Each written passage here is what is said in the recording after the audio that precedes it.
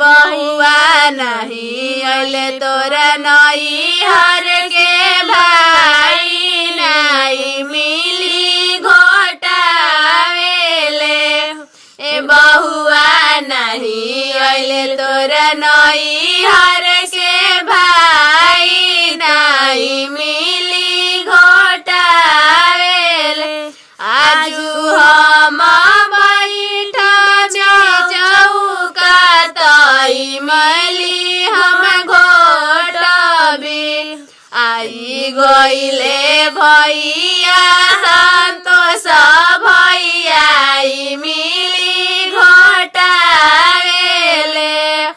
आई गईले भैया।